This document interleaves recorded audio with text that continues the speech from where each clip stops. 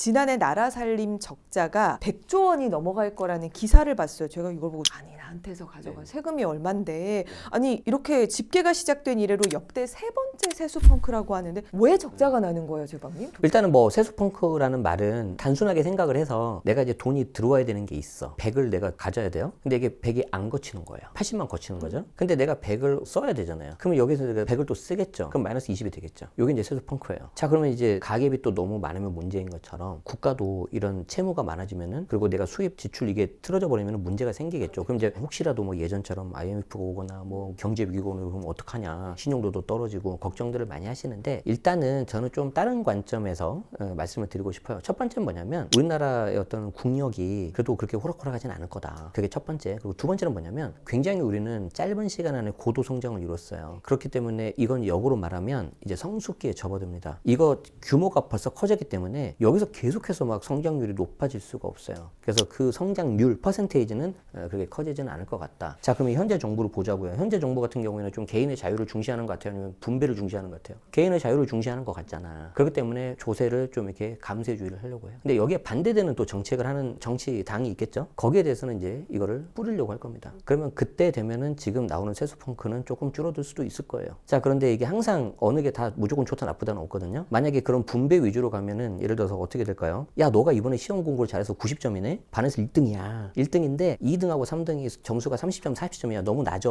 네 거 점수 10점씩 해서 40점, 50점 만들자. 그래도 넌 70점이니까 1등이잖아. 자, 그러면 지민님 같은 케이스는 그래요. 내 20점 주세요. 할 거야, 안 할 거야? 자, 이걸 하자는 쪽이 풀자는 쪽이고 아니다. 공부하지 않았냐, 열심히. 그렇기 때문에 이건 놔둬야 된다가 이제 반대의 케이스인 거죠. 그래서 이거는 저는 그냥 뭐 일시적인 현상일 수도 있고 너무 여러분들이 걱정을 하실 필요는 없을 것 같은데 대신 저는 우리나라의 그 국력을 믿고 있기 때문에 여러분들이 여기에 대해서도 좀 관심을 갖고 특히 이제 정치와 연관된 이런 세금 정책 이런 것들도 좀 보시면은 좋을 것 같아요. 혹시 그러면 사실 요즘 기업들 많이 힘들잖아요. 저조한 어떤 기업 실적 탓에 법인세가 좀 감소해서도 영향을 받은 것도 그렇죠. 사실 이거는 좀 저는 좋은 현상은 아니라고 봐요. 예를 들어서 이제 회사들이 그냥 뭐 평균 이상들을 하고 있는데 여기에 대해서 우리가 좀 세금을 걷지 않겠다. 우리는 좀 자율적으로 가니까. 그리고 이거를 대신해 좀 밑으로 가게끔 좀 풀어라. 이런 거라면 괜찮아. 그런데 요즘에 제 주변을 봐도요. 실적들이 다 안 좋아요. 그래서 이런 경우에는 문제가 좀 있을 수도 있고 국가 입장에서는 현재 정부든 아니면 그 다음에 다른 정부든 좀 이렇게 펑크가 혹시라도 계속 누적이 된다면 가만히 있지는 않을 것 같아요. 그래서 어떻게 방법으로 하는데 염려되는 게 우리가 이제 경제의 주체가 가계, 기업, 정부 세 개잖아요. 그럼 이걸 결정하는 게 정부고 그럼 나머지가 가계, 기업이잖아. 근데 기업이 힘들어서 뭐가 안 돼. 그럼 나머지 누구 남아요? 가계잖아. 그럼 가계는 또 뭐가 있어요? 직장인, 개인 사업자 이렇게 있잖아요. 그럼 누가 만만해요? 직장인.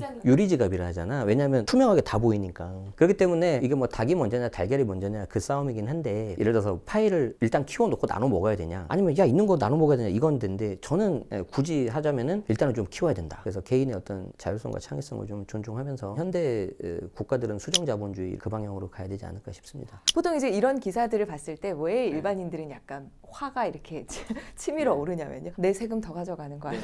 이 맞아요. 생각부터 먼저 들거든요. 맞아요. 그래서 오히려 저는 국민들이 여기에 대해서 좀 깨어 있어야 된다고 생각을 해요. 100번 토론에 이런 주제들이 나와야 된다니까. 예를 들어서 뭐 우리가 이제 양도세 같은 경우에는 고가주택 비과세가 수년간 9억이었다가 12억으로 올라갔단 말이에요. 10몇 년 만에. 그러면 이제 사회적으로 굉장히 치열하게 토론을 해야 돼요. 왜 12억이냐? 15억도 있고 20억도 있는데. 그러면 그전에는 왜 9억이었냐? 이거는 non-official하게 비공식적으로 제가 이해한 건데 당시에 서울 아파트가 4억 4천에서 평균이 2008년도가. 그럼 9억이라는 거는 9억짜리 아파트는 아파트 2개 있는 거잖아. 그러니까 약간 말이 되잖아요. 근데 지금 서울 아파트가 10억이 넘잖아요. 근데 고가주택이 12억이래. 아 이건 좀 그러면은 이제 누가 봐도 조금 약하잖아요. 그러면 여기에 대해서 어떤 사회적인 통계나 데이터를 가지고 한 15억 정도 합시다. 이게 맞는 거지. 여기에 대해서 무조건 세금 줄어드니까 부자 감세다. 난 이건 아니라고 생각하는 거야. 그래서 여러분들이 좀 많이 관심을 좀 갖고 이게 우리의 재산권 침해가 되는 거예요. 그렇게 세금이 적자가 됐을 때 그럼 정말 직장인이나 이런 사람들한테는 더 가져갈 수도 있는 그렇겠죠. 예를 들어서 우리가 건보료가 계속 재정 적자가 나니까 올라가잖아요. 그리고 이제 물론 이제 직장 가입자와 지역 가입자의 형평성을 맞추기 위해서 지역 가입자들 뭐 일부 자동차 같은 건 조금 빼고 그리고 이제 상대적으로 좀 혜택을 본 직장 가입자는 좀 약간 올리고 그리고 이제 피부 양자도 좀 더 엄격하게 보고 그러는데 무조건 올리는 게 중요한 게 아니라 이 운영 자체를 좀 잘 해야 될 것 같아요. 물론 이제 뭐 일부일 수는 있겠지만 외국인들 때문에 이게 좀 많이 좀 빈다고 하니까 그런 것부터 좀 잡고 있는 것부터 먼저 잘하자. 세수도 마찬가지일 거라 생각합니다. 분명히 허투루 쓴 세금이 많아요. 근데 저는 왜 분배하는 쪽에서 조금 이렇게 부정적이냐면 누가 분배를 해야 돼요? 그게 정부잖아요. 우리가 그거를 다 믿을 수 있겠냐고요. 고양이한테 잘못하면 생선 맡기는 거잖아요. 그래서 거기에 대해서 항상 연구하는 학문이 재정학이라고 있어요. 그래서 그래프로 막 해보면은 이제 데드 웨이트 로스라고 하는데 사회적 순손실이 무조건 나올 수밖에 없어요. 세금을 거두면. 예를 들어서 이런 거지. 내가 어떤 특정 단체에 기부를 했는데 이 100만 원이 정말로 제대로 흘러가는지 모르잖아요. 그거 아세요? 대부분의 기관 끼고 하는 거 기부한 거 절반 정도밖에 안 가요. 왜냐면 그거 하시는 분들도 관리비가 필요하고 인건비도 있고 하니까. 그래서 이게 사회적 손실이 물론 이제 더 많은 이제 좀 어떤 사회적 약자를 도와주고 이런 건 있겠지만 분명히 그 중간에 어떤 거래하는 과정에서 손실이 발생할 수밖에 없다는 거죠.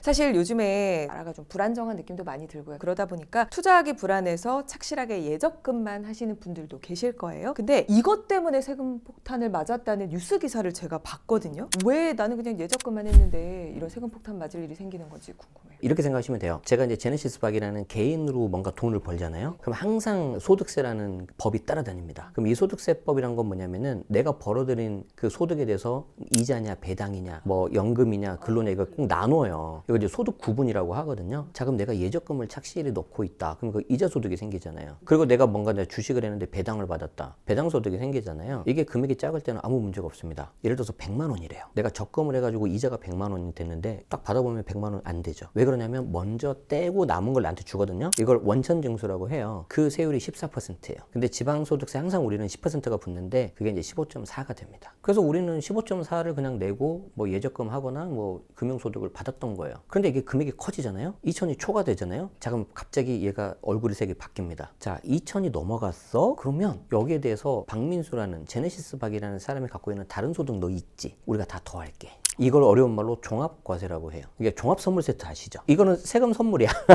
과세당국 입장에서. 네. 그래서 우리가 종합해서 다 과세할게. 그러니까 이자, 배당, 근로, 연금, 기타 사업을 다 더해버려요. 자, 그럼 다시 돌아와서 내가 금융소득 2천 초과됐잖아요. 내가 한 연봉이 한 5, 6천 정도 된다고 해보자고요. 보면 대략 한 35% 구간이 될 거야. 그러면 이 35%라는 숫자는 아까 14%보다 많아요, 적어요? 훨씬 많죠. 그러니까 세금 폭탄 맞을 수 있어, 없어? 자, 그러면 이제 궁금하죠. 아니, 이걸 왜 그러면 더해서 종합과세를 하냐? 난 분리했으면 좋겠는데 왜 그러냐면 박민수라는 사람이 2024년 1월 1일부터 12월 31일까지 번 금액에 대해서는 기본적으로 다 더하는 게 기본 원칙이에요. 왜냐하면 이 개인 이름으로 다 번 거니까. 그런데 이자하고 배당 같은 경우에는 저축도 좀 하고 해야 되니까 2천까지는 우리가 높은 세율을 안 할게. 14%만 할게. 근데 2천 넘어가면 큰 금액이잖아요. 그러니까 이건 좀 더 해야 될 것 같아. 갖고 오자. 이렇게 되는 거야. 혹시 이제 안 내는 방법이 있냐 물어보는데 안 내는 방법은 없고 아까 말한 것처럼 금융소득은 뭐 2천만 원 이하 그리고 그 해당 소득에 따라서 분리과세되는 요건들이 조금씩 있어요. 거기에 맞춰서 하는 방법이 있다. 예를 들어서 뭐 300만 원 이하로 해가지고 기타 소득을 좀 줄인다든지. 그런데 이제 이런 건 있죠. 내가 2천에 딱 맞추면 15.4로 딱 분리과세 끝나는데 2천만 원 조금 넘으면 다 종합과세 돼버리잖아. 그런 경우에는 좀 전략적으로 내가 분산을 시켜야죠. 그래서 그 금투세라고 하잖아요.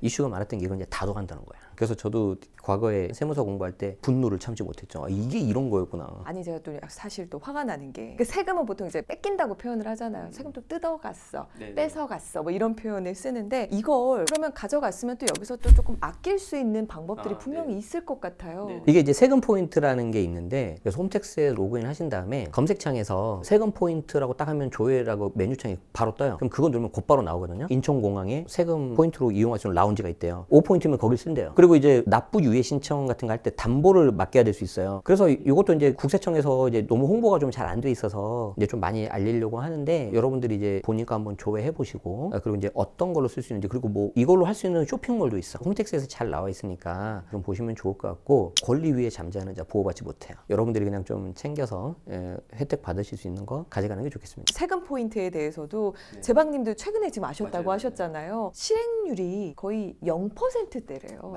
제가 이제 세금 포인트 자체에 대해서 안 거는 몇 년 돼요. 근데 어디 써먹을 때가 있겠어라고 그냥 방치한 거예요. 이 영상 끄지 마시고 국세청 로그인 하셔서 세금 포인트 꼭 검색을 해보시면 좋을 것 같습니다. 지금까지 월부에 출연해 주셔서도 알려주시고 유튜브에서도 또 책을 통해서도 많은 정보를 주고 계신데 정말 제방님의 몸으로 체험해서 얻은 모든 정보들을 다 주시고 계신 그런 느낌이거든요. 그 이유가 또 궁금합니다. 뭐 일단은 재밌으니까 하는 거고요. 나름 약간 보람도 느끼죠. 특히 이제 가끔 가다가 이제 댓글로 요 영상 때문에 세금 뭐 몇백만 원, 몇천만 원 아꼈다 그러면은 야 이거는 정말 돈으로 환산할 수 없는 그런 거라고 생각이 되고 저라도 이렇게 좀 떠들어야 된다고 생각을 하는 게 뭐냐면 자세한 상담은 당연히 세무사님하고 하고 신고대행까지 해야 되겠지만 그냥 이렇게 뭐 떠들기라도 하면 아 뭐 이런 게 있대 그러면 이제 좀 경각심을 가지고 갈 수가 있잖아요. 그거만이라도 하자. 이게 나의 역할인 것 같다. 2025년도 일단 새해 복 많이 받으시고요. 다른 거 다 떠나서 건강하시고 행복하시면 좋겠습니다. 고맙습니다.